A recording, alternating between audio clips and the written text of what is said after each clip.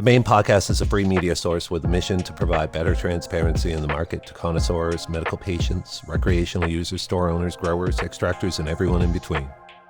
This is made possible through generous support from our sponsors who cover all corners of the great state of Maine. A special thank you goes out to Treeline Cannabis, Planet Tim, Watered Roots, Rugged Roots, The Heady Yeti, Tastefully Baked, Cure Cannabis, The Shack 420, Humble Family Farms, Canamelts, Salty Cultivation, The North Fire, Highbrow, Team Green, Seaworks & Co., Fade Space, Zero Gravity Extracts, Wisely Cannabis, and Stoner & Co. For more information on how you can support those who support us, please visit our website, www.mainepodcast.com, and click our Sponsors tab.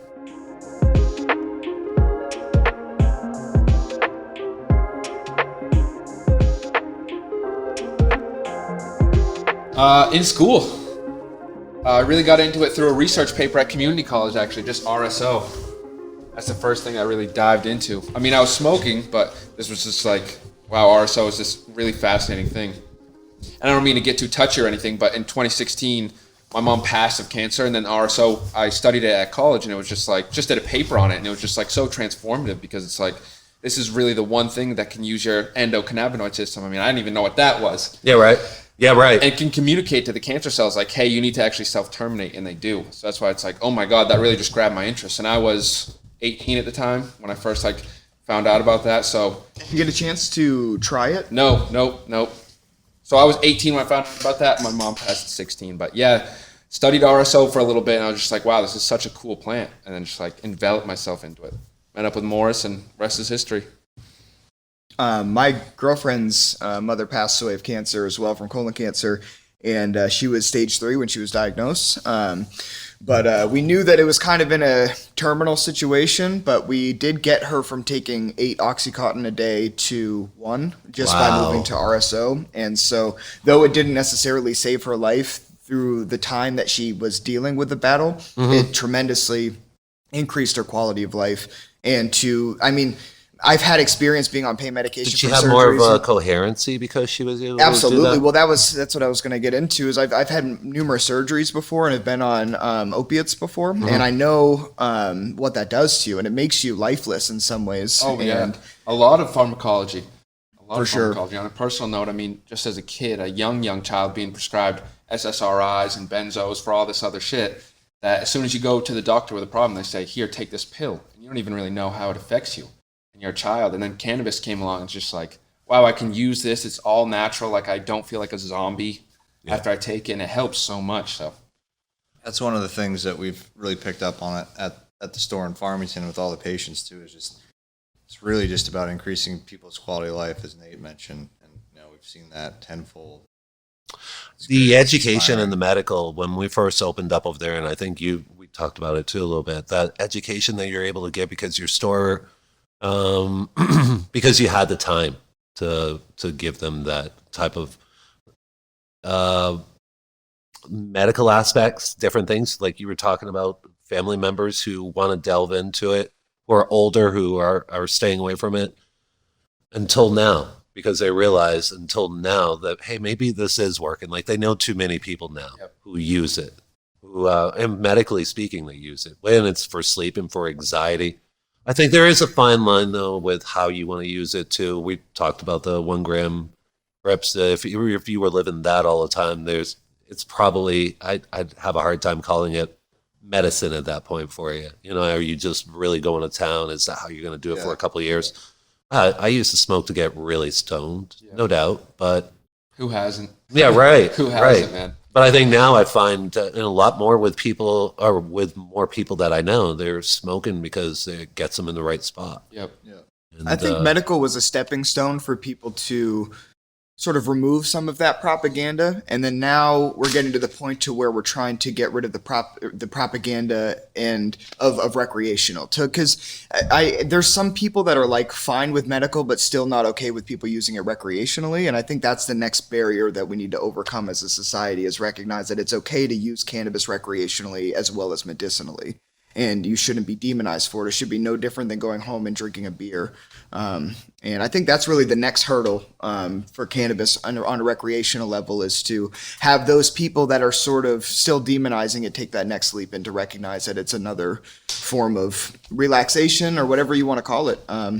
And to speak to Nate's point, that's why he's so awesome, because he takes that branding to the next level. We were talking about earlier how we want to stay away from just the classic, like I call it like a sex appeal of cannabis. Like when the branding first started hitting the scene, it's just like in your face. So someone who does want to use it, even on a recreational aspect, but they want to switch from drinking a bottle of wine a night to maybe smoking a joint. I mean, if they go in and they see something that almost scares them, they don't know, they might shy away from it. So Nate's done a really cool job of kind of making this vibe that's like, hey, you can use this and it's okay to use that. So it's been cool to really work with him. Yeah, and like, how can you possibly sell My Mother on Alaskan Thunderfuck? Yeah. Right? Like, you reach a point where like the branding of cannabis was so off the wall where nobody was going to take that seriously. And though the strain names are still a little bit out there and silly, at least there's like a huge variety of different types of products, whether it's tinctures or edibles or whatever that may be. It's not the old school smoking a joint, because for some people, they'll never be that type of person, but they would definitely take maybe a small capsule of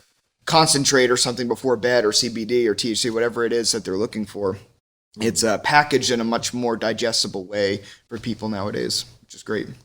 No, it is. And in adult use, they want to take away, or there are restrictions to it and from it, with what you can show or brand as. You know what I mean? Like Canimel's can't do the bear going forward. You know, so it's really been stripped away. So there's this afterthought. Okay, well, what do I do with my logo now, or how do I create this brand? You've kind of already leapfrogged over that to a lot of degree, colors. because you put it into not only your gear, but you put it in onto your packaging and into alternative logoing. For sure. Maine's pretty tough on that. I mean, there are other states that don't even take it that serious as far as packaging goes. Yeah, it's just another example of like how Maine is kind of restrictive to small businesses. You know, as cannabis becomes more of a national market, it's really going to be a lot to do with branding. And, you know, we're so limited on what we're capable of doing here. You know, it puts us at a disadvantage. It also forced us to be more creative. So there's a flip side there. But you kind of saw it with Seaweed Co. They were just sued 10,000 for having a mermaid, which in my opinion is neither an animal nor a person. But Yeah, I know. Right. To Morris's point, in some ways it neuters your creativity, and in other ways it kind of sparks the creativity where you have to think outside of the box. It gives you parameters to work around. Yeah, you got to play a lot with font and with color. And yeah, that's really what we've been getting away with, is just unique color palettes and avoiding any type of imagery altogether, because we can just sort of jump right over that hurdle. As far as barriers, you know, you look at alcohol and, you know, they've got imagery that quote unquote would appeal to kids. So it's like, you know, we're still being held at it's a different playing field, isn't it? It's just so new. It's new And territory. Budweiser's the horses. What do you? Should there not be horses in beer?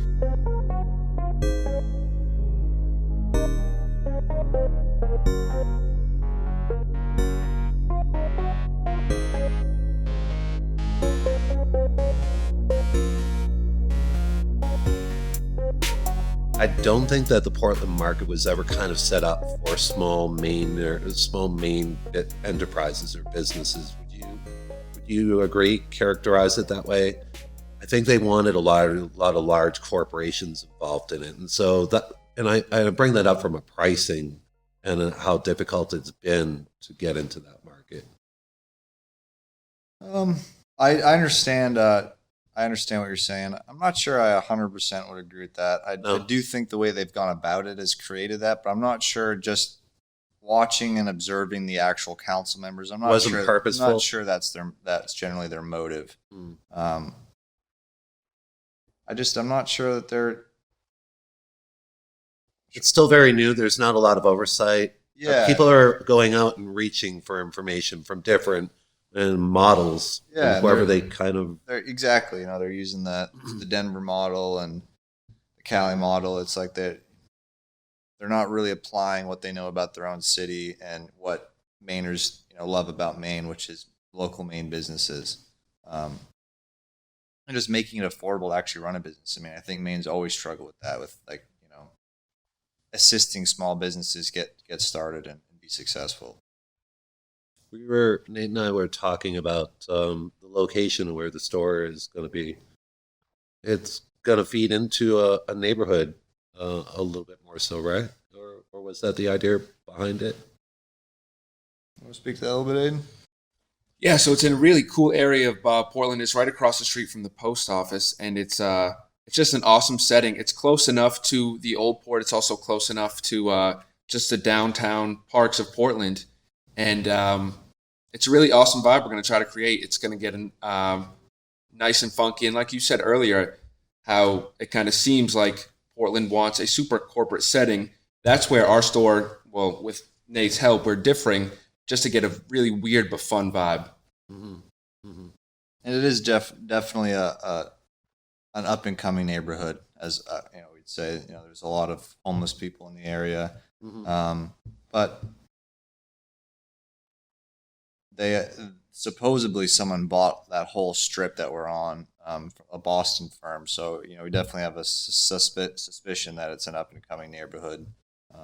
We're right off 295 too, so we're in a pretty good spot. Yeah, Part of the reason we picked that location, to be frank, was because we knew we wouldn't be in a buffer zone, which was what Portland's license application referred to as having multiple applicants within 200 or 200 feet of each other. So we kind of needed to find something out of the zone because we knew we didn't have a lot of the merit points that were going to be required that a lot of these other companies have, like large finances and et cetera. So that's part of the reason we picked that location, is we knew we wouldn't be in a buffer zone. I think there are going to be some areas of growth, much more investments in real estate. It seems like it's already going on right now. Portland's always been that way. When there could be an investment in that neighborhood or that area where you are, that could have a huge impact long term. Yeah. That's how you build. Yeah. I always thought that I like the idea of a more genuine, more unique to the state feel of a shop than I do the calculated and more medical aesthetics. So anytime you can bring the cannabis lifestyle into it, that's playing a part, isn't it? For sure. Actually, Sam, do you want to dive into like the aesthetic choices, like the referencing of Hunter S. Thompson and Ralph Steadman and stuff like that? I think it's interesting. Yeah. Yeah. You want me to? Yeah, just dive into it a little bit. You want him to tell the story? Yeah, he's kind of like got the background. I'm the guy that like designs around it, but I didn't make the decision to go in that lane. Was it imagery? Were you looking I think at so, different yeah. images? Go for Yeah. it. Yeah, and that's a pretty cool story. Just to So our late buddy Connor Graham, who passed away, him and I were both really into Hunter S. Thompson and Ralph Steadman and that whole counterculture that came from that era. He had a bunch of Hunter S. Thompson, Ralph Steadman tattoos. And then we hired this branding firm out of Portland when we first kind of launched Caniba Co, the rec company, called Rugged Coastal. And they showed up to the shop and they found this Hunter S. Thompson book and they just took it with them. Photo book? Yeah, it was a photo book. So there's, just throughout his whole career, Hunter S. Thompson, snorting coke and Yeah. What wasn't he doing? yeah. I went a couple books deep. It started with the Las Vegas one. And I went a couple books deep, and I was like, "Damn, this guy, he does this all the time, doesn't for he?" sure. Yeah, Those are benders. he's a riot. Yeah. And so they took the book and they kind of like contacted us. I don't know how, like maybe a couple weeks later, and they're like, we have a pretty good idea. We showed up, sat down for a presentation. They showed us like one brand idea, which was garbage. It was very corporate. Another brand idea, which was natural. It was supposed to be like the natural side, but it also looked very corporate. And then there was this third option at the bottom, which was like this purple and red and yellow and green and light blue and orange, and it was really weird. Yeah, right. We're both rock Exactly. stars. Yeah, you can see it, and it just kind of caught our eye attention, and it really, I think it plays to a playful, funky side, which we're really trying to just get away from the standard branding that you see with cannabis everywhere. The zero gravity guys were kind of the first ones that I was talking with, and they kind of brought that up. They're like, yeah, we're trying to stay away from the natural. I was like, Yeah, done a really good job with that. Yeah. over It's there. just been done so many times that like Yeah. these color schemes are not seen in cannabis, and that's why I think it gives us a leg up on the competition in some ways. And the get wise, not weird kind of motto of the company is actually an anti-drug propaganda phrase that was used. So we're kind of trying to take From circa, any idea exactly when? Or 50s, just through it all? 50s, 60s probably. And Really? The original poster is like this owl. Uh-huh. And keep off the grass, get wise, not weird. Yeah. So it's pretty cool. We get to take a little bit of power back in that.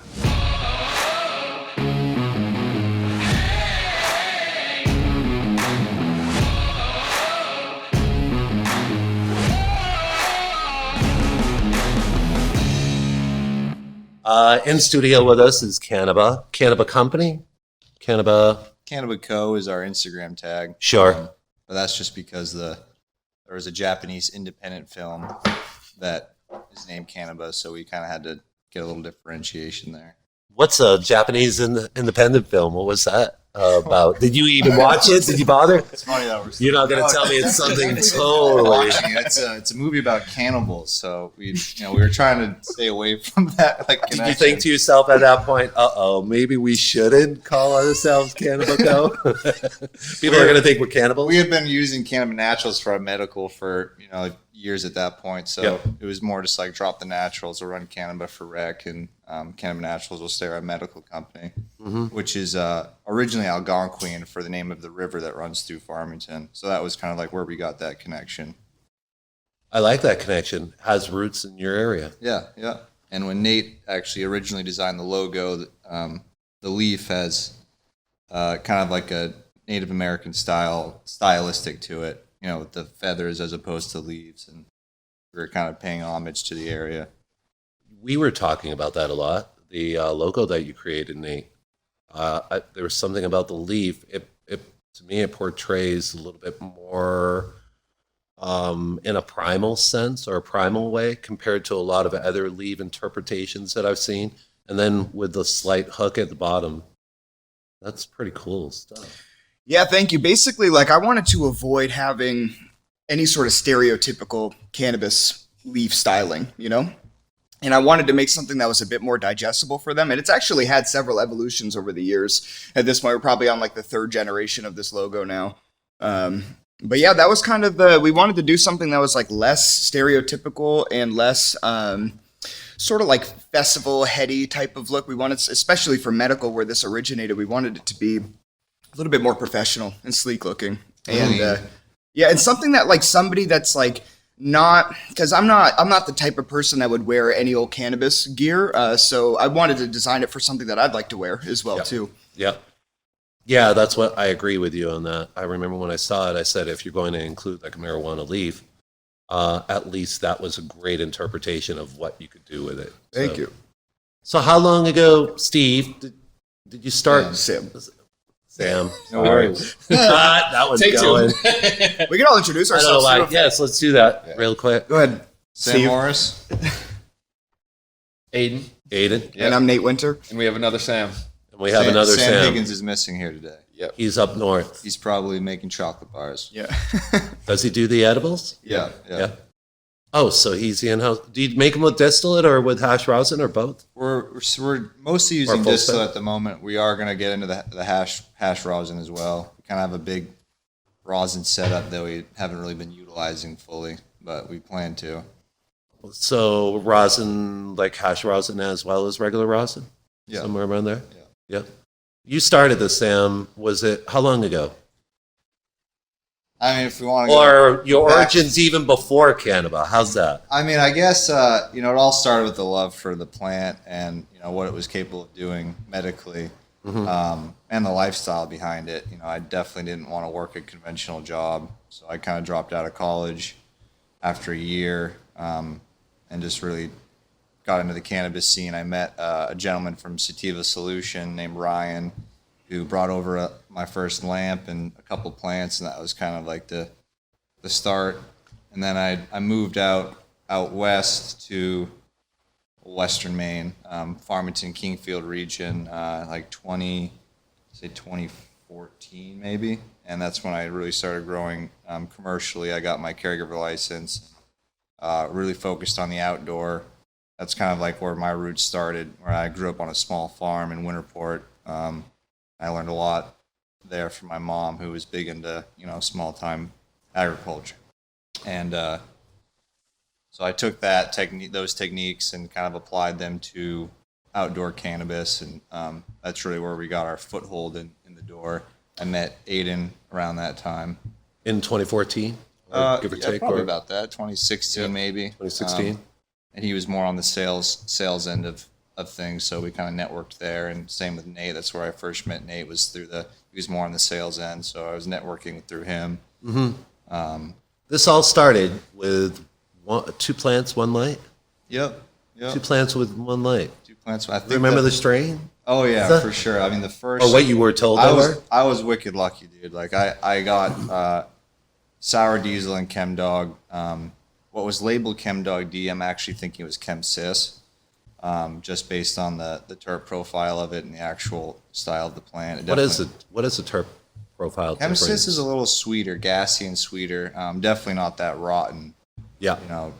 Garlic onion. Now they're calling it with the GMO terps, but Yeah, right. really Chem D terps.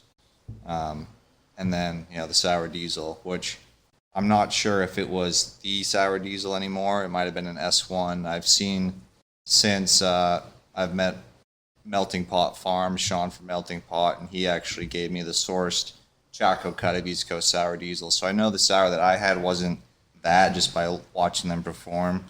But I remember that sour diesel that everybody Yeah. was talking about before, and then it feels like it's been more questioned lately in the last, say, 4 or 5 years even. But that early sour diesel looked a little too thick a build to me. Am I right in thinking that, or did you have that type of cut? yeah, well, I remember I was down at Old Orchard Beach probably like 2-3 years ago, and this guy popped open his jar. I'm like, dude, is that sour? And I actually asked him if it was Chem, because it had been so long since I smelled Chem 91, and I had those 2 plants, and they grew very similarly. And he's like, no, it's sour, and I was like, man, that is the exact cut of sour I've had. So I know it has been circulated around enough that people still consider it a good cut. I had stopped growing it because it just always came out like hay. It was finicky. It seemed to have some sort of viroid. So from a cultivation standpoint, I couldn't continue to market it. I still have it. Yeah. And my employee, who's also named Sam, grew it properly and was able to get the terps out on it. The resin came out proper. The resin very similar to the Chem D resin, but yeah, definitely not the Chaco cut. And it's not the original diesel, which was my other suspect, because the original diesel I also got from Melting Pot, Sean from Melting Pot, and they're definitely not the same plant. This one, my sour, is a little stockier. But it could very easily be from that original Klops Northern Lights Chem 91 seed selection, which supposedly he had lots of seeds from that. So How you and Sean over at Melting Pot, how long had you guys known each other before? Did you seek out Sean? no, I can't really even remember how it happened? It's only been the last couple of years that I've known of him, but I've Yeah. heard of more increasing people who have had relationships with him through the years. Yeah, So So he was big on the forums. He's a Yeah. older cat, and he's got a kind of, I would say, a following from just having sourced the original sour cut and growing that out, and posting forums about it, and just growing chronic herb. We carry his flower in the shop if we're lucky enough to get it, and it is, I don't mean to put him on a pedestal, but he's a good friend of mine, but he's definitely some of the most chronic herb in the state, no doubt. I agree. I had it maybe about 3 weeks ago for the first time ever, Yeah. and it was indirectly given to me by Ryan over at Rugged Roots. Oh, cool. And because they're in the building as well, and so he came over this way, saw him in the parking lot, and he's like, "Hey, I got something for you." He said it's from Sean at Melting Yeah. Pot, Hell yeah. and I don't think I ever even got the name. It was Mystery Bud. Yeah. I could tell by holding it, and similarities to be had here to a degree. when I talk about the cure, when we were earlier talking about the cure, your flower reminded, and this is the first time I've laid eyes on it in a a larger format. Right. It's not like we've got 100 pounds here, but or do we? Bring more? No, just the sample for you. Okay, I'll talk to Aiden later. But the cure seemed to be very much the same, very different than a lot of other flower that have been coming across. And that's not to knock anybody else's cure, but I know what I like in a cure. And that's right there. That's solid. Well, it's funny that you mentioned that because Sean is actually the one that turned me on to the current soil recipe I'm using. So depending on the sample you got and what he was doing at that time, it very well could have been grown in the exact soil recipe that that mine was grown in. So, In your living soil, want to talk about your soil medium a little bit, or Yeah, without sure. going too deep into it? I'm using the Filthies mix, so it is a living soil. It's not like a no-till soil. I was Okay. running no-till before I started talking to Sean, and I was running into some issues. The soil was staying too wet. The plants were growing slow. They needed a long veg time. In your no-till, sorry. Yeah, in Your the no-till, no-till. are they larger vats? Were they I was tub doing- style? I was doing 15. I was either doing 15 or 20-gallon pots. Oh, okay. And 15 is typically kind of general rule of thumb, the smallest you want to go with no-till, just for like keeping the microbial population alive.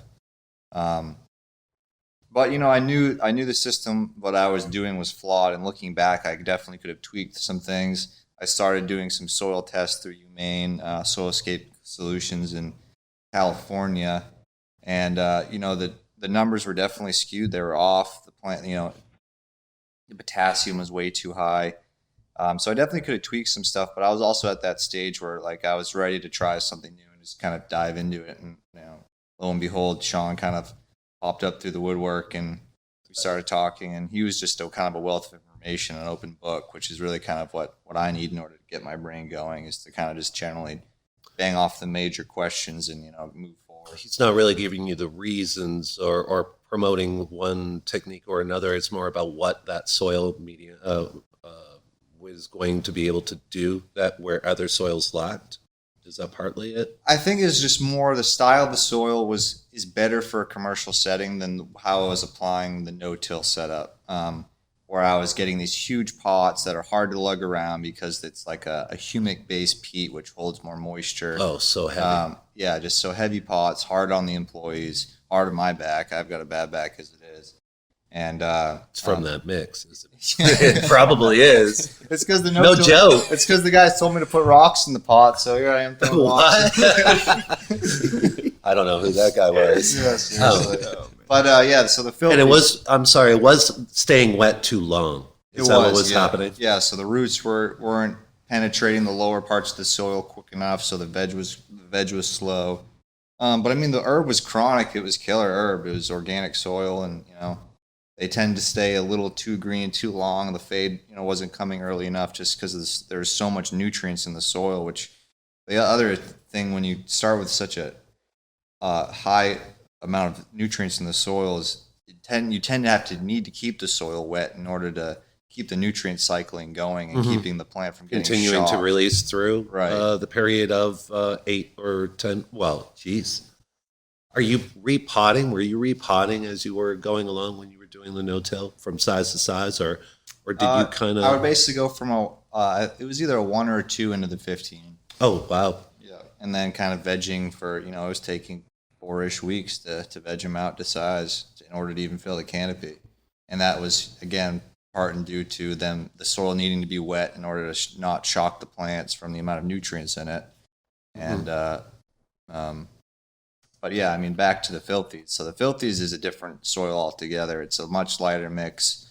Uses fat sphagnum peat as opposed to humic peat, which some no-till would also use sphagnum. At the time, I was using humic, so that was really kind of where I went wrong. I should have used sphagnum from the start. But so the Filthies mix is What does that do, or what would they have done differently, you think, now, and the looking back sphagnum on is it? a lot lighter. It's not as broken down as the humic peat. The humic peat is typically found at the bottom of a bog, and it's 100% decomposted for the most part, I believe. That's what the Living Acres guys told me anyway. Is that for a later release? Is that why it's kind of in there? I think it's Supposed to generate something for later. And I'm learning more about it, but I'm still very I'm still a novice for sure. Yeah. It's only in conversations with people who come in who have been talking about it, and a little bit more research lately into what like a no-till and what then like a living soil, how these are created. It was about 2014. I didn't know anybody but one guy. I called him the Godfather because, well, you know, I mean, I was probably 40 and I'm just learning how to grow cannabis, you know? And this guy was 60 something. And I'm like, and he was going to be the guy who, you know, taught us and brought us along. And he did for a while, but I found myself supplementing with what I could find on the internet.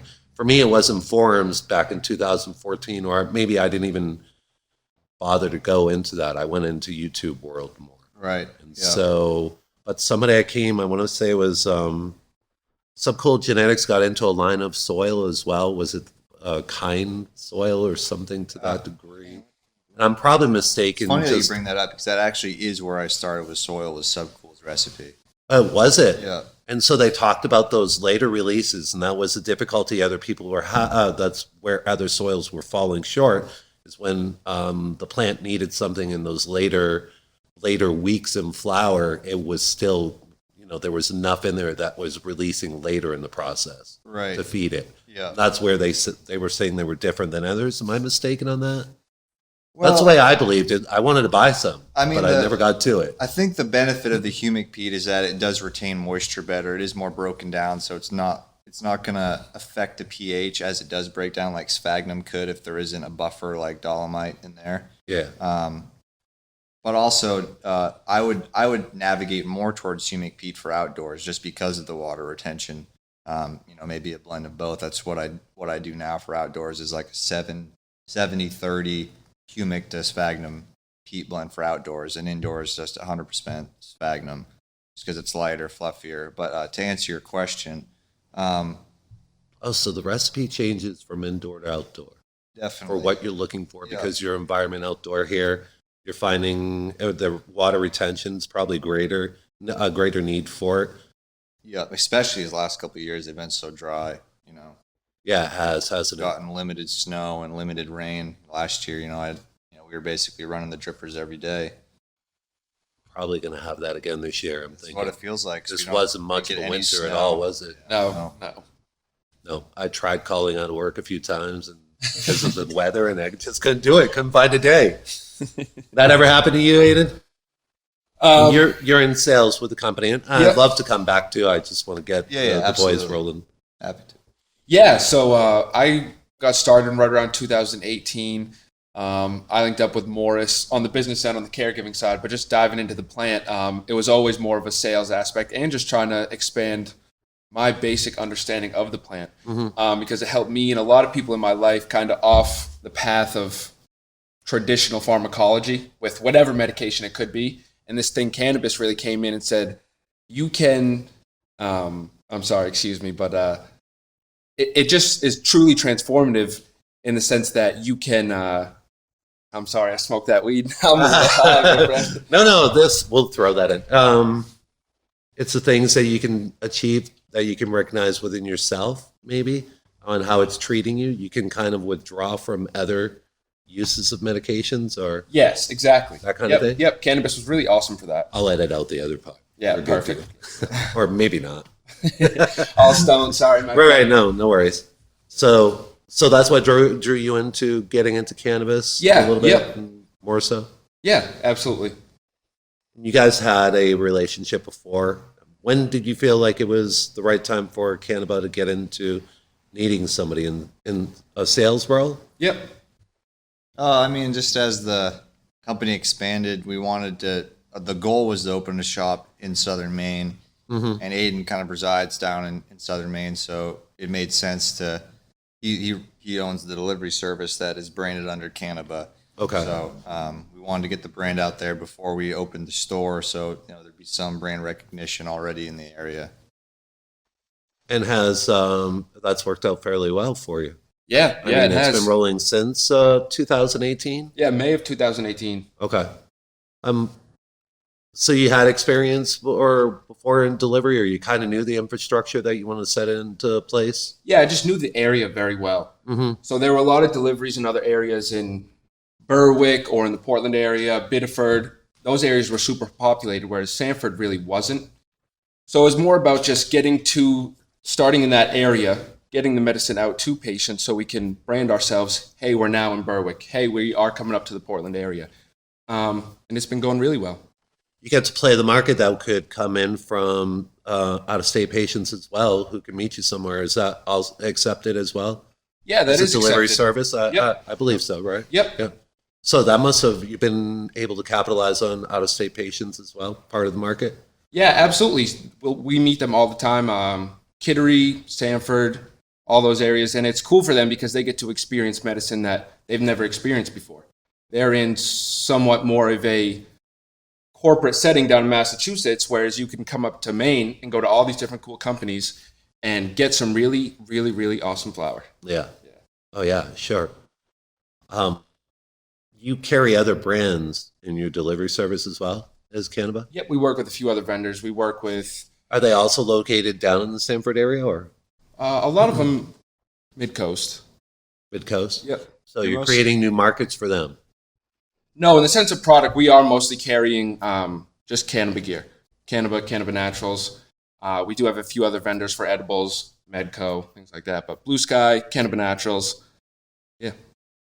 Oh, those are the vendors you guys are working with predominantly? Yeah, for the delivery, delivery obviously has a little bit more skeletal of a menu than the medical store up in Farmington. Up there, we're carrying tons of people, and we kind of cycle through, and we're always looking for new vendors up in Farmington. So if anybody's listening to this, hit us up. A nice plug, you got to hit it. That's right. Now, hold on. That's been going on in the market for a while now. Everybody's been looking for flower vendors, especially. It was a pretty good winter, where winter might have normally seen a drop off.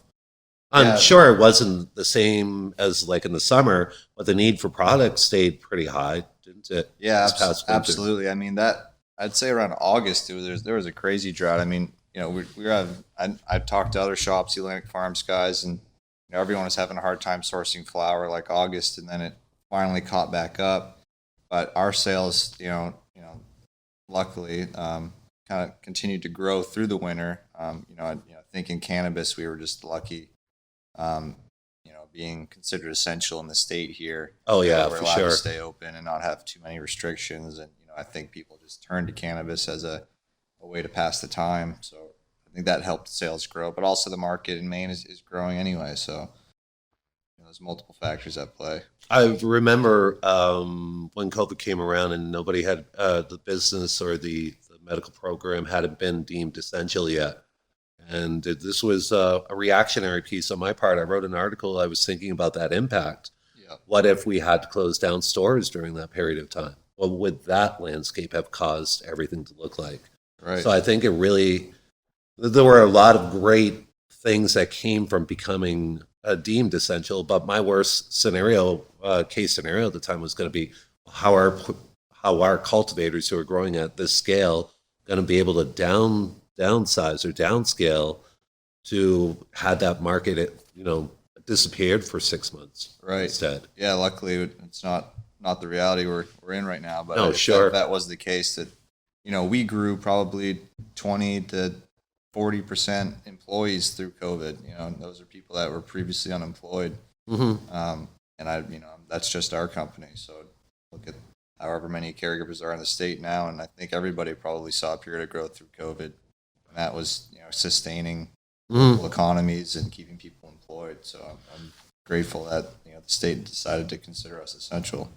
Yeah, had we not, you're right, that essential tag really helped a lot of people. And so a lot of companies that maybe had things set up for on the far horizon could now bring it into scope a little bit closer. Those who were successful and have continued to be successful beyond that summer, early fall period where growth going in the right direction, continuing to go up. That means people were happy to notice you, happy to happy about what your quality was, and you finding a lot and then retaining a lot of customers off of it. That's what happened, right? Yeah, absolutely. And also I think we were on the more cautious side, so we changed our setup. We launched Dutchie on our Dutchie on our website menu, which allows people to order ahead of time. It's kind of like an order online platform. So we were able to implement curbside a lot more effectively.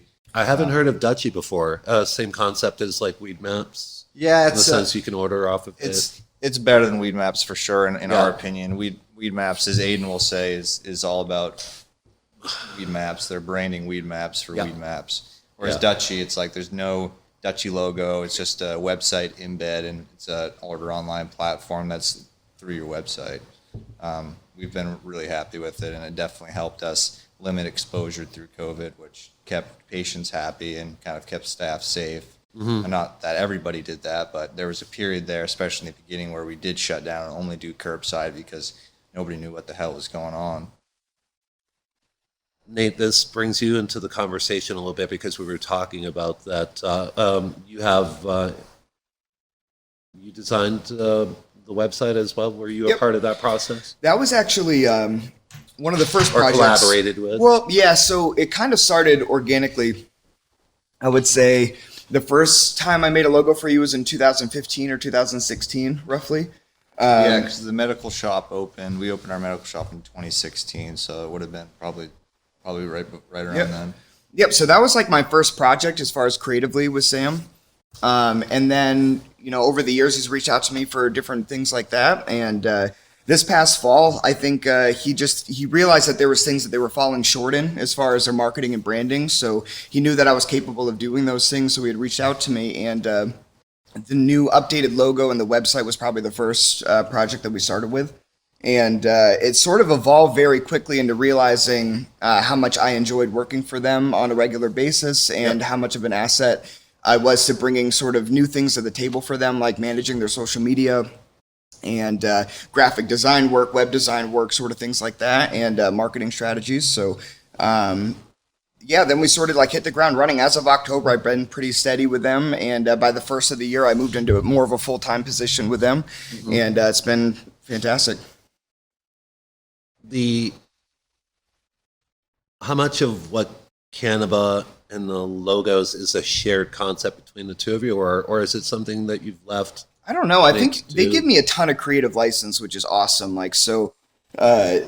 They just kind of like trust what I do for them artistically, and I usually run things by them. They tend to not really shut down a lot of things that I bring to the table. So, The website's accessibility for people to use it, to actually use it, have it being interactive, that was probably the biggest concern in having a website. Well, actually, the first website was like super not user friendly, and people had a hard time engaging with it. So like my whole thing I wanted to bring to the table originally was have this beautiful, sleek, professional aesthetic, and have it very easy to navigate, have it showcase a gallery of all the products that we offer.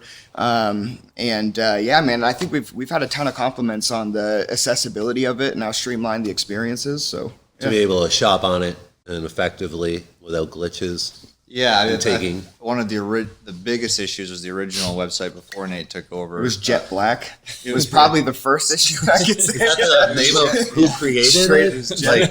No. The color of it when you log on. Okay. Yeah. So you would log on the visual. I fell for that though. Yeah. I've done that. It was. I still am doing it. I think the main podcast is that way. Yeah. Oh, are you telling me? The mobile embed just wasn't working properly. People would try to like scroll the menu to order, and it was just like wouldn't work. So that was a big issue. Mobile friendly. Everybody's mobile. Sure. So we also have like a huge range of a wide demographic. So anywhere between college students at UMF, which is right down the road from us, University of Maine at Farmington, and elderly people. We have people stage 3 cancer patients. Like we have such a wide variety of people. So it needs to be a very sleek aesthetic that sort of caters to all these different people and is user friendly for people that aren't necessarily that internet savvy, I guess you could say. So, you're the gear, and I believe I've been on the website before. I think you showed me through. We were doing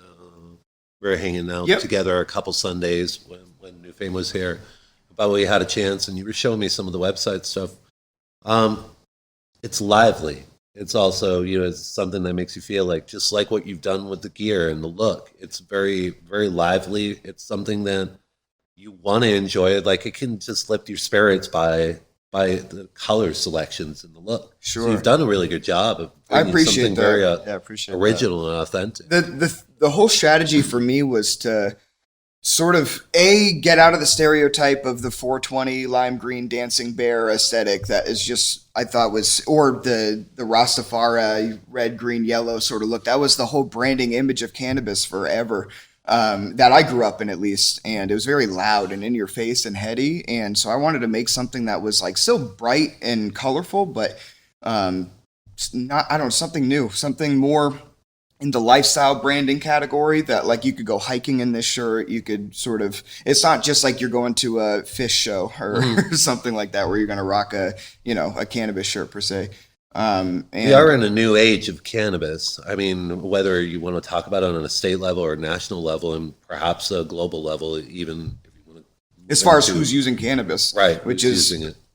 Now, you're the people, we're talking like my parents' generation that are like eating an edible before bed, which like I never would have thought in a million years that, my generation's parents would be cool with that, because we got all the shit growing up about why it was bad for us and all that propaganda that they bought into when they were growing up.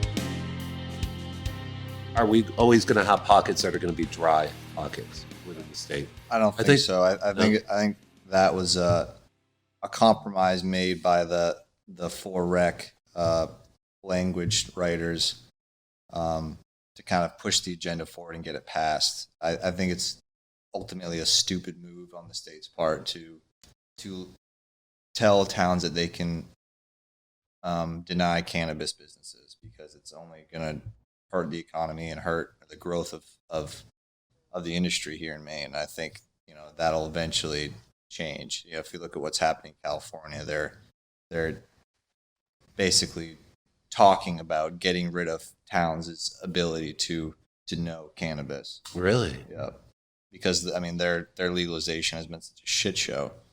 The prices are extremely high. The regulations are super high.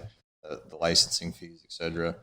They had a lot of illegal shops popping up continuously to compete, because these people didn't want to pay for it, but until they got caught, they were making good money, and they just pop up another 10 someplace else. Absolutely. Amazing market. And there's not a lot. I think medical programs are ultimately always a lead up to the rec, but I fear for the quality of what rec normally becomes. It looks like Maine's got a good chance of not be having this drop off with who goes into adult use and who will be a provider on the adult use program. Because normally, and I'll lump them in, the larger corporation companies tend not to have that as their benchmark, as what draws people in. Yeah, the quality definitely isn't their concern, for sure. Mm-hmm. I think the craft industry here in Maine is as good as it is anywhere in the country. I think the guys that are killing it, are going to continue to kill it. I generally have an optimistic view of the market here. I know it can look grim from time to time, but you got to persevere through the muck. We're going to go through our cycles, Right. and ups and downs. The corporate cannabis is already here. Mm-hmm. And the local shops are still doing well. There's a place for everybody in the market. I'm obviously all for the denial of more corporate cannabis moving in, but it's just not the world we live in. It's not the reality. No, it's not. So you're basing a lot of what you do off of a correct type of business model that could sustain and have longevity. Yeah, and if you have pieces in place, you should do fine. Right. I think that's that's what it is for us. Is it's about staying relevant. It's about putting out a quality product that is consistent and we're proud of, and we're sticking true to our lane and what we're doing. I think that's just the way forward for a lot of Maine companies is finding your niche and cranking out that product and bringing it to market and creating your own value for it. We both enjoy flower. That's our form. What type of strains were you getting into that you were liking to explore? You talked about what you were into in the past, but we never got to the more current stable. Yeah, so what are you liking? Well, what's new and I what's grew up, been? I grew up on Chem and Sour for sure. Those are my staples. The East Coast. They still influence your garden? I don't really produce them as much. I've been breeding with them some more. They just don't perform. It's hard to get a high quality product out of them. I mean, that Chem 91 cut is old as hell, and Sour isn't too far behind it. But nice sun grown in a greenhouse. Revitalize them, bring the cuts back in. Yeah, I've been using them in breeding. I just bred the Chem 91 to an SFV male. And the SFV male I use is it's an early photo period outside. It starts flowering July 1, so really early. Oh, wow. So a lot of our outdoor cultivars are bred with that male, and we've selected, for the female characteristics. So we're able to kind of fine tune our library for outdoors by using this male and then selecting the female from that general progeny. You talked about bringing something that you had as a cut on the inside for quite a while, putting it outside, giving it a little bit of that time to revitalize. Yeah, it reinvigorates the plant. I don't really know the science behind it, but I mean, if you talk to other old school growers, that it works. It really does. You take something that's wicked weak and finicky indoors, you bring it outside for a season, take clones off of it after it starts shooting nice large leaves again, and bring it back in, and they root quicker. The smell comes back. The resin's a little better. It's wow. There's something about just being under artificial lights for like the. We're probably not reading everything that we're getting from the sun either, and so vegetation absorbs and it's going to have. I mean, I think we talk about everything that they're getting. Yeah, they're the great unknowns that you can't account for. Right.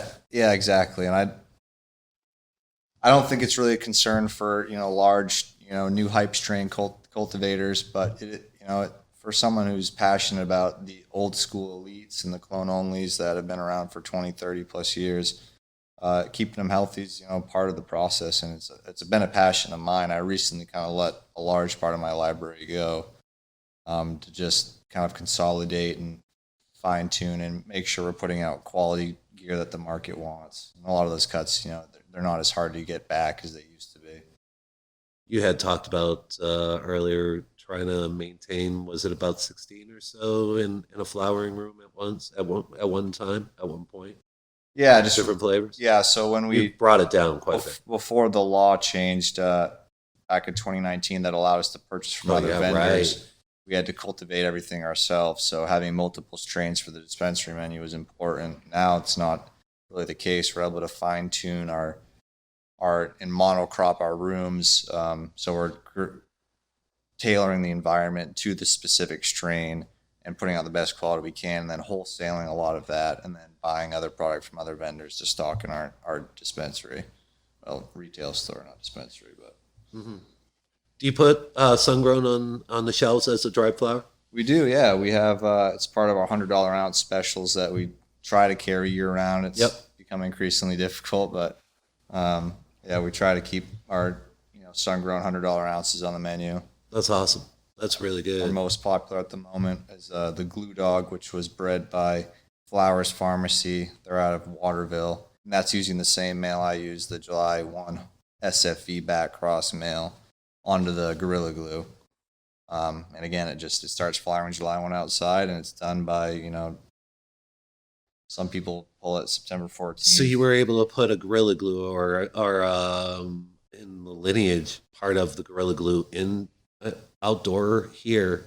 How are you protecting, or is it already protected in the sense of from the environment, a Maine environment growing? So part of that is because that usually would have gone straight down. Oh yeah, I mean the original Gorilla Glue doesn't finish till like November, so it's taking that photo period from the male, which is an SFE back cross 8, which was originally bred by Lion's Pride out of Humboldt. I got a male of it back in 2014 and just kind of been breeding with it since.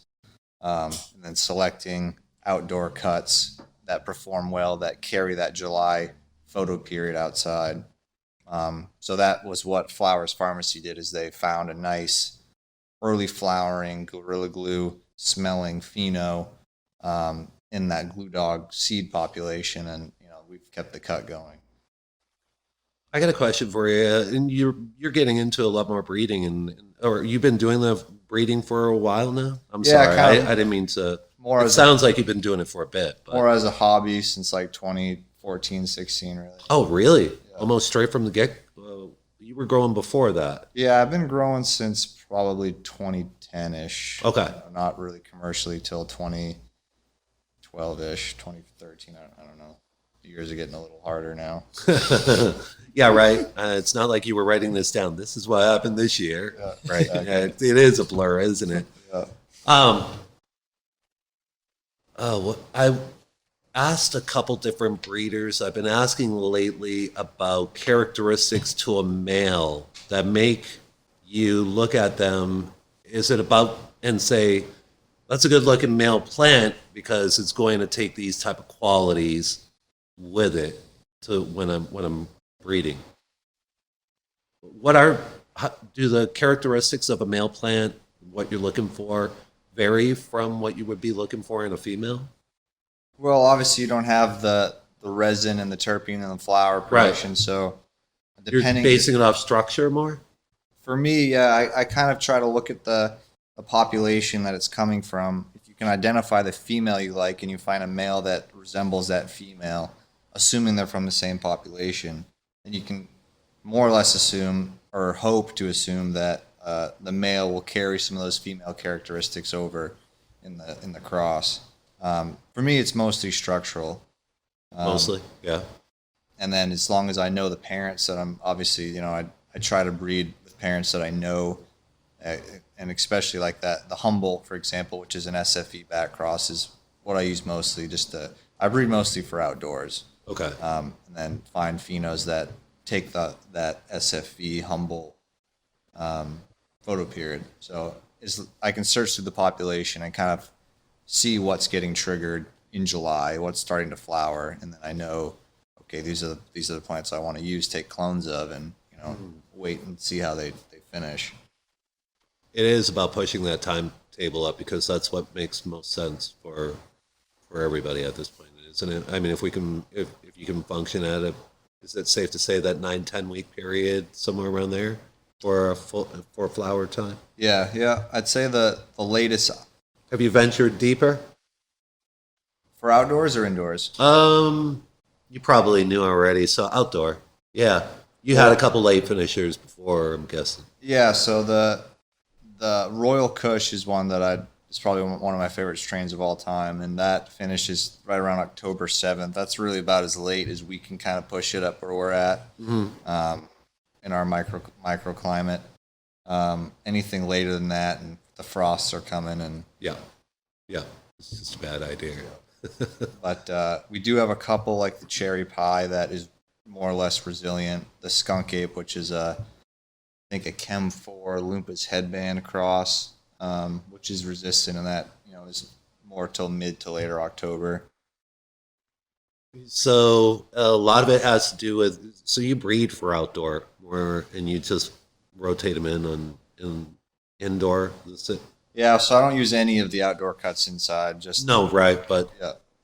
As far as for how you are, their first go around is going to be outdoor. Your first look on a new cross and different things. Yeah, like typically. that. I don't do a lot of breeding for indoors. That's not because I don't want to. It's more just a time thing. I do really enjoy growing outside under the sun. It's a lot more enjoyable for me than being indoors, And there's a lot of good cuts out there that are easy to get a hold of for indoors. The Oreos is one that we're running a lot of right now that we love. It does really well in our system, and wicked chronic herb, and the cookies and cream is in there. We haven't tried washing it yet, but we can probably assume it's a good washer because of the cookies and cream. And then we just started growing this Dosey Punch 2, which is also on your table there. Yep. And that's the purple punch crossed to Dosey dough. I think I had some of that with you before, Nate, right? I don't think so. This is brand new, right? Oh, brand new? Yeah, this is our first batch of it. This stuff right here. Oh, okay. And it came out great. Wicked stocky, shorter plant, so it's probably better in a sea of green than a kind of a scrog setup. A lot more plants, smaller pots type setup. Grow them smaller but more numerous in the same kind of spaces. Yeah. So you're not afraid to, like, how structured is the flower room? Are you willing to go to different sizes to play for different needs of the plant?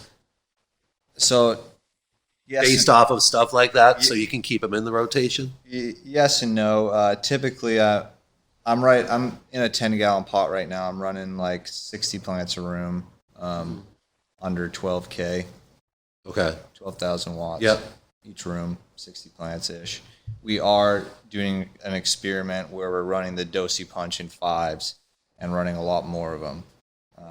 So we're going to see just how it performs. I don't typically change pot size unless we're trying to practice for rec. So increasing plant count, Seeing if reducing you can pot take size. that down, what you're Yeah. going to get, what's going to be the optimal size as you've Yeah. taken it down to, because that's the green. Shorter veg time. Right. But we're limited on plant count with medical, so we really can only Yeah, you can. experiment.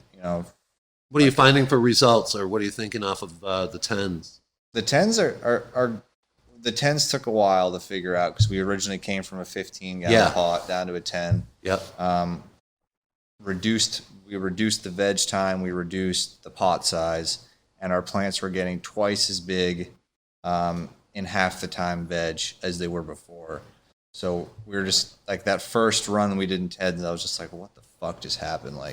And this soil is all based on riding the line between gassing out and having just enough in it. Mm-hmm. So the first run in 10s, we were way deficient because we just didn't have enough gas in there because the plants got so big. We found out later that we were operating under a green fluorescent bulb. And I always have had the lights on at night, off during the day. Yep. So we were working under green lights, which looking back was probably not the best, but from an electrical output, it was better. So we found out that the green fluorescent bulbs were emitting just enough of a spectrum that was triggering the plants to feed more nitrogen later into flower than they normally would have, and also delaying their onset. And that took me 6 to 8 months to figure out. So now we're really kind of nailing it with the 10s. Now the veg time is proper. They veg 7 days in a 1 gallon. They veg 7 days in the 10 gallon. They get flipped. Wow. They're ripping, every time. Wow, that's nice. Yeah, you've just really upped the ante on the opportunity to be able to bring in, such a minimized amount of time between periods. Yeah. Now you are going to start practicing a little bit more. You could ultimately upgrade where you're dealing a lot more with full utilization in cubic foot inside your grow, right? That's the goal, obviously. That's the goal. Yeah, definitely. It's just LEDs?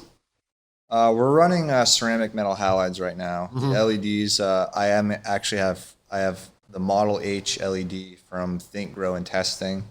Haven't gotten a full run of it yet because I bought a bunch of clones off a nursery that ended up herming. And I ran them at multiple locations and they all hermied, so they were just bunk ass clones. So that first LED test run, we didn't really get results that we could kind of create data from. I just reloaded a room with the Dosey Punch 2 and 5s under the LEDs. So hoping to see how they perform. But currently mostly running the ceramic metal halides. Nice. So it will need to, though, if you start compacting space, you'd have to. Do those run fairly hot, or are they fine? They're pretty efficient. It's pretty like efficient. 2 amps per lamp. Okay. They don't. I think the heat is probably relative more towards just how much wattage is being pulled, but they're wicked efficient lamps. The output is more on a PAR of of like a 600 watt high pressure sodium, and each lamp is like only 315 watts. The PAR range is equivalent to like a 600 watt HPS. So they're wicked efficient in that sense, and the quality is just insane on them. The yield's great, the efficiency's great, but the quality is really, you know, what we're after. And I haven't seen, you know, I've grown under multiple different lamps at this point, and the CMHs are by far putting out the best quality that I've grown under. The soil also is going to lend to the flavors that you're going to be getting back as well. You have a chance of influencing a flavor profile up better than in other mediums. Is that kind of the future for craft? I think Are you hoping that for craft? I would definitely hope that for craft. I think the future is dependent on each individual company and what their goals and values are. For us, my passion is soil grown and bringing chronic soil to the market continuously. And that's why I'm in love with the current soil recipe that I'm using, because it behaves more like hydro in the sense that the plants respond very vigorously from the get-go. They go in it. It's the same mix from cloning a solo cup to the finished pot. And to go back to your previous questions about fertilizer and the delayed breakdown and availability of it, this is a slow release mix. So the nutrients for flowering are breaking down slower than the veg nutrients. Right. Okay. So it can be a tough recipe to really get down and utilize properly, because you're really riding this line between just enough and not enough. I think that's really where the quality comes from, is having just enough nutrients that the plant is able to meet its genetic capability, and not having too much toxicity in nutrients so that you're getting delayed resin, delayed terpenes.